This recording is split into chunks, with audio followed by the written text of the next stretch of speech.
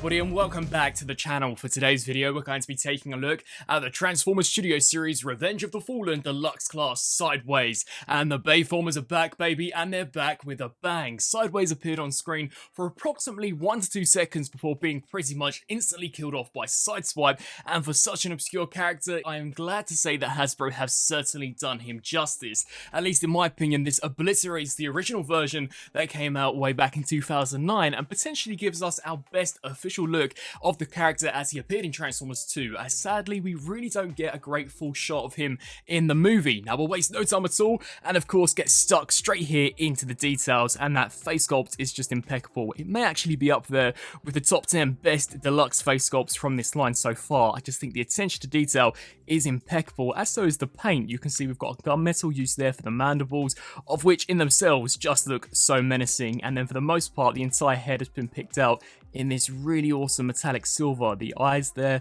completely decked out in red, and as per tradition with Michael Bay, we do in fact have this almost quadruple insectoid look, which was pretty much the look that all of the Decepticons had in Transformers 2. You can even see for the torso, I love the subtleties, such as them actually breaking up this front grille piece just to better match the actual CG render.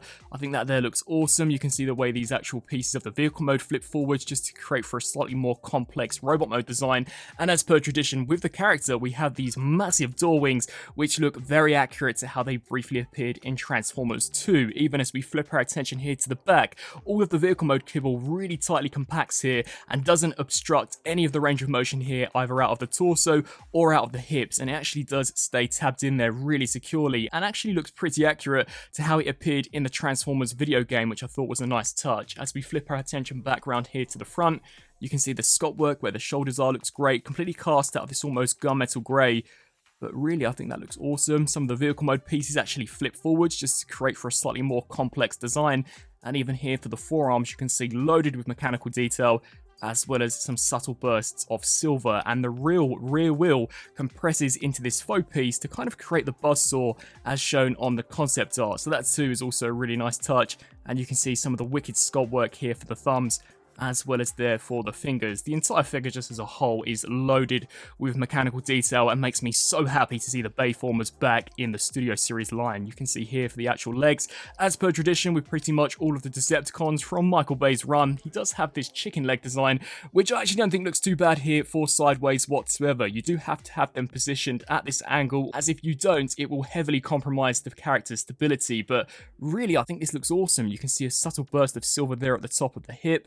Even as we take a look at the front, you can see we've got this shin piece which sticks out with some nice metallic silver highlights, and unlike that original 2009 version, he has massive feet, so really doesn't have any stability issues if you do pose the legs correctly. Sadly for the inside, there is a lot of waffling as well as hollowness, but considering it is a very complex design to begin with, I just think that it kind of blends in, and considering it is darker plastic, I don't think it is nowhere near as noticeable as, say, the likes of, say, the Bumblebee Soundwave. Now, as far as articulation goes, this guy is actually a lot more poseable than I was expecting. So here at the head, he can look up pretty much all of the way, so you can definitely recreate that scene where he smashes through one of those Shanghai buildings before being very quickly pursued by the RC triplets. It can also look down as well as tilt side to side slightly. We also do get a full range here looking left to right. The arms are on ball joints, which can rotate the full 360, hinge out to the side, as well as forwards and backwards, almost on this butterfly joint, which I thought was a nice touch. And then here at the elbows, these two can also rotate the full 360, bend roughly to 90, as well as can be completely straightened. And something which I was really surprised to see is that the thumb is individually articulated, and the three fingers too can also hinge back and forth. So that's really awesome, especially for creating some of those more dynamic poses. Here at the torso, if you do actually clip the backpack into place, the waist can rotate the full 360, which is great. Here at the hips, these can hinge forwards, backwards, as well as out to the side. We also do get a rotation here just above the knee, and the knee can kick back that far as well as forwards all the way, which is slightly strange, and as mentioned previously, I would recommend keeping them in this chicken leg position, otherwise it's going to be really difficult to actually get him to stand. And then finally for the feet, these can rotate the full 360, pivot forwards and backwards due to transformation, but sadly they haven't sculpted the foot in a way to allow this ball joint to kind of act as an ankle rocker pivot, which I think is a missed opportunity. It would have been awesome to kind of have been able to get him into some of those slightly more dynamic poses. You still can, but it just doesn't look as natural as it would had this actually been able to hinge forwards and and backwards. But overall, in terms of robot mode, I think this guy looks absolutely killer, and without a doubt, the best version and the best look of Sideways that we've seen so far from Revenge of the Fallen. Now, as mentioned previously, considering we don't really get a great look of him in the movie, what accessories were they going to include? Well, they have once again delved back in to some of those Transformers movie video games and have included his triple-barreled blaster, which I thought was such a nice touch. You can see, much like the shoulders, completely cast out of that gunmetal grey, but the sculpt work looks fantastic, and it is completely sculpted here from the front as well as from the back, so you can actually integrate it into either of the arms, which I thought was cool. Now, in regards to its integration, this once again is a really neat touch. So you're going to want to bring these 3 fingers forwards, and you'll notice just below the thumb there is a slot that this tab here will peg into. So this will house over the top of those 3 fingers, peg into that slot, and then there's also a tiny cutout here for the thumb that will click into place, and it looks as if though it's seamlessly transformed out of the arm, once again much like in the video game, and I just think that is such a nice touch, and the weapon really suits this character. I'll be sure to post so many images at the beginning of this review actually showcasing him in battle with the likes of Sideswipe, but I'm really glad that they did go the extra mile to include this weapon, and who knows, considering they are delving into the video game characters to kind of better these on-screen characters, we may actually this time next year see proper in-game characters such as Warpath, Stratosphere, and of course Breakaway. Now, turning to some size comparisons, here we have Sideways compared alongside his movie rival Revenge of the Fallen Sideswipe, and sadly we never ever see these guys actually go head to head in their robot modes, but judging from the size of their vehicle modes, I'm willing to bet that this is pretty much spot on, and it's probably the closest we're ever going to see to these guys actually kind of standing side by side to one another in their bot forms, and I think they look so awesome. Here we have the Studio Series RC triplets. I guess that we really only need now the Ice Cream Twins and a Demolisher repaint to complete that Shanghai battle, but this too is also pretty accurate to the movie. You'll see that more when we actually get him transformed up into vehicle mode. It's near enough spot on to what we actually saw in the film. And for some very quick, just kind of random comparisons amongst some of the other Bayverse Studio Series figures, here we have Sideways compared alongside the Dark of the Moon Mercedes Soundwave, Revenge of the Fallen Bumblebee, Studio Series Revenge of the Fallen Megatron, 2007 Studio Series Barricade, and if he'll stand for longer than 2 seconds, the original 2009 Revenge of the Fallen Sideways, and in my opinion looks super outdated and pretty embarrassing when being compared alongside our new SS version. I just think it looks so much more accurate and of course really does fit in to some of the already pre-existing Studio Series figures. So now for transformation, the figure himself actually isn't that complex. I'd say what my biggest issue is in regards to the process would be just that he's a little too small, meaning that when you are trying to manipulate certain pieces around one another, it definitely can cause for a rather frustrating experience, and to be honest, there are some areas of which I think should have been slightly reworked or have been able to move ever so slightly further out, just to allow for a slightly more elegant process. But nevertheless, we'll kickstart here with the hands. To begin with, you are just going to want to disengage these pieces, ratchet them like so, and open up the palm like this. Of course, come to this side, and rinse and repeat, open up the hand. We can then turn our attention to this back region, disengage this panel and bring this here all the way back, which will then allow you to free up this tab from kind of the neck region. So we can just hinge this here all the way up like so, and then flip our attention to the underside, extend this hinge joint out, and every so often this piece, at least on my copy, does have a tendency to pop off, so just be cautious of these or wary when converting. As we come here to the legs, you'll notice that we've got this tiny cutout that will actually peg here into this slot. So rotate the hips upwards and then just align this up until it does snap into place. We can then flip the toe forward. Of course, come to this side and rinse and repeat. So just align that up just like so until it does click into place, and then we can secure the 2 halves by tabbing the feet together. What you'll then want to do is come here to these shoulders, hinge those backwards, just like this, and then bring these in. Now, I would recommend angling them like this, just so that you can kind of tuck them underneath the headlights, and then you're going to want to collapse that indented ratchet joint backwards. So just collapse that in, just like so. Come to this side, and rinse and repeat. So hinge this section in, snap this down, and then we can take these pieces which are flipped forwards for robot mode and just reverse them back here for vehicle mode.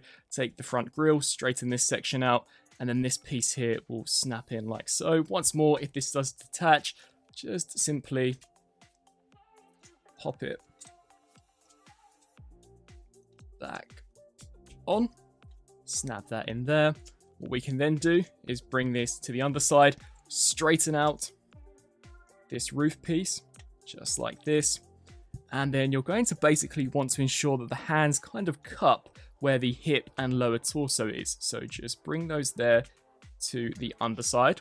We can then bring these doors down, and you'll notice how we've got a tab there that will peg into this slot, and then some tiny little holes here that will be filled via these transparent tabs. So I would recommend snapping these ones in here first, and then clipping the side ones in.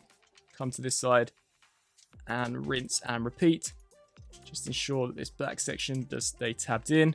We can then clip these tabs in, come to this section, snap that there into place, flip to this side, ensure that this does tab in and that this is snapped in. And then for some finishing touches, you want to make sure that this here is pushed all the way upwards and that the hands are properly orientated. If you do find that the wheels are slightly dragging, it's more than likely because the thumb has been pushed back too far. So just hinge these more into the middle. And then we have Sideways fully transformed up into his Audi, not Audi, as seen in Transformers Revenge of the Fallen. Now, of course, considering sadly Hasbro were never able to acquire that Audi license, it was something that the original 2009 toy also suffered from. The vehicle mode is slightly stylized when in comparison to its appearance in the movie, but for the most part, I really do think they've done a pretty fantastic job. And much like their Dark of the Moon Dino, it would appear as if though they've taken heavy inspiration from how the alt mode appeared in the Transformers video game. You can see as far as the paintwork is concerned, I think it's painted really nicely. We've got this really cool transparent dark tint used here for the windscreen, the side windows, as well as here for this rear portion. It helps to kind of just create a slightly darker illusion and doesn't allow you to see some of that robot mode kibble. As we take a look at it here from a side perspective, really nice metallic silver paint. Sadly, this area has gone unpainted, which is probably the only issue I have in regards to the side of the vehicle. But even here from a front perspective, you can see some really nice sculpt work going on here, fully painted. We've got these stripes which go throughout the middle of the alt mode. Sadly, some pieces are unpainted, but I put that down to probably the type of plastic that they have been cast out of. You can see we've got these side view mirrors there. Even as we flip here to the back, we've got the tail lights fully painted, all of this in silver, the exhausts and these sections. It's just a very nicely done looking vehicle mode and actually comes together pretty solidly. Now, in regards to weapon integration, we can take the blaster and you'll notice how we've got some tabs here on the back that will just peg here into kind of the exhaust pipes, and this guy can also roll along the ground with absolute ease. Granted, you do have this piece fully tabbed in and the feet sitting ever so slightly tighter to these pieces than if they were to be slightly dangled down, so you will want to make sure that they are fully straightened out to get this guy fully gliding along the ground, trying to escape the RC triplets and sideswipe. Turning to some vehicle mode comparisons, we've got Sideways compared alongside the Revenge of the Fallen Studio Series Sideswipe, and I think they look fantastic paired alongside one another. And I was actually quite surprised to see that Sideswipe is a little bigger when in comparison to Sideways, but I imagine this is probably pretty accurate to how a real Corvette and of course Audi would look in real life. And you can see here we have the side-by-side perspective.